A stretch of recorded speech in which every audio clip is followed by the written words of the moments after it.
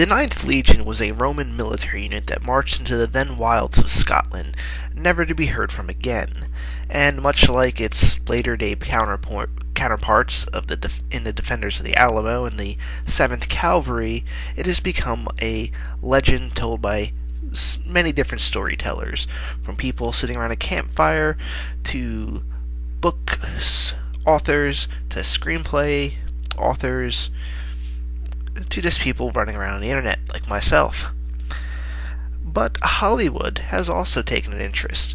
Why, just last year we had this Centurion that basically told a very similar story released. This time, though, we have a slightly different version. Starring Channing Tatum, the Eagle tells the story of the son of a centurion of the Ninth Legion who has a strong desire to go and find the Legion's sacred eagle, bringing it back and thus restoring his family's honor. Now, the Eagle is actually based on a book by Rosemary Sutcliffe called The Eagle of the Ninth, and as thus it has both some benefits and disadvantages on this. The benefits are it's a solid story that's been proven itself, but some of the problems with taking this from a book is that the books are an interesting format in that they can be very good at relaying stuff that's being done internal in a person's mind. This is why so many exorcist stories make great literary, something that you would read, because you can get inside a person's mind and see an internal struggle happening. But if you put it on film, they tend to fail most of the time. And this is the same thing. There's a great story here about how a Roman aristocratic military officer comes to befriend his British slave. However, on film, it's hard to see how this is happening. You can kind of get the idea of what's going on in these characters' minds, but the turn and the switch from having a, let's say, master-slave relationship to being true friends seems to have come rather sudden and out of nowhere, and now I'm fairly certain that in the actual written story, it was well developed. We could see inside the characters' minds, and we understood it and knew when it happened. But in this version, it's a little jarring, but that's actually only a minor complaint on this. This is a February release after all. You're not going to take this too seriously. And let's face it, there's not too much out there. What are you going to go see? Romeo and Juliet? No. Now, what this film does bring to the table, though, is some rather historically accurate action. Near the very beginning, we see a siege out of a Roman fort, and Romans actually employing legitimate tactics. They use the turtle techniques, not the kind of regular, never would actually see in a real battle type of Hollywood tactics that you'd see, which is basically just people widely spaced out, running in an open field, picking individual fights with each other, although we kind of do see a little bit of that at the end. No, we see tight formation fighting using shields, and basically seeing why the Romans conquered so much in this kind of mowing down everything in front of them. It's some fun action, and actually, I would have preferred that if the entire movie was kind of about that.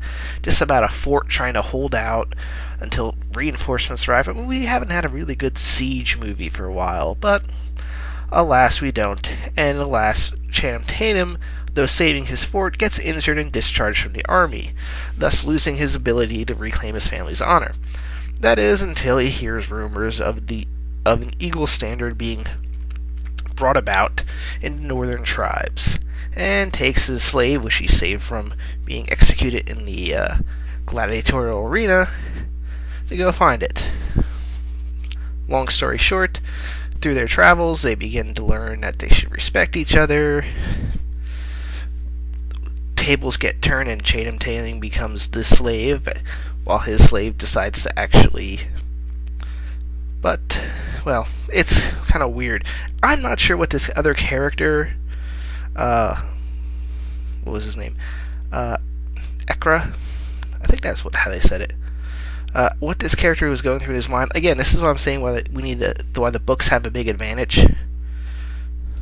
Yes, Eska is the slave's name.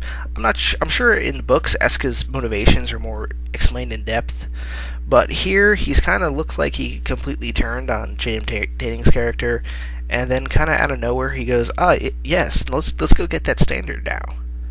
Now that we've infiltrated the enemy camp, and much like Jaden Tatum's character, who kind of looks at him like, "You thought I lost you," and I think the rest of the audience was feeling the same way. And you kind of wonder about this motivation.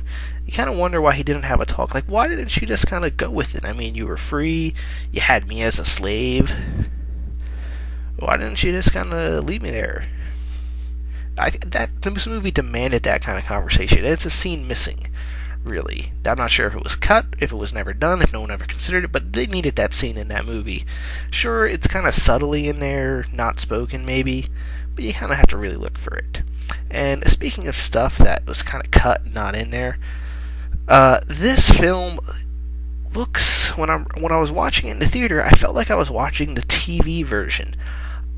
It seems like, I have a feeling this film was originally filmed as an R-rated movie, but then they decided to cut out the blood and gore so they can get a PG-13 movie rating.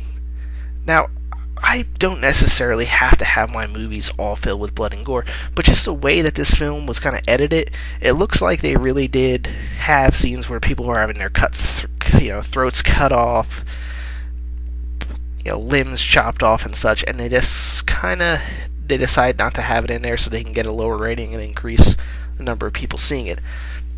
And it really does feel like you're watching a television cut. Now, if you wind up eventually seeing this film on television, you probably won't notice it because you're used to seeing that type of cuts.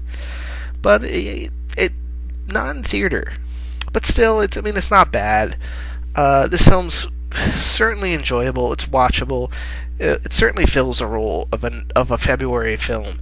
You'll get some fun out of it, and I do like that they weren't overly hitting your head. We should just get along. Throughout most of the movie, the Romans are still like, you're a bunch of fucking savages. Brutish little people. I mean, even towards the end, there was a little bit, we should just become friends, but it wasn't really overly hitting you over the head with the message, and I appreciate that in a film that just is going to go tell its story and not beat you senselessly over the head with it, which is kind of the fault in movies like Avatar and such. So it's a recommended film. There's nothing else out there right now. This film, while it's not great, is certainly not bad. It's enjoyable if you like sword and sandal films. This is a good one. There's not that many Roman films out there. If you're historic, big guy in the history and you like historical films, from what I could tell, this film had a bit of a feel that it was historically accurate. Some of the things they did and their mannerisms, they felt like they were researched. So it gets bonus points for that. Well, that is all for now. Signing off.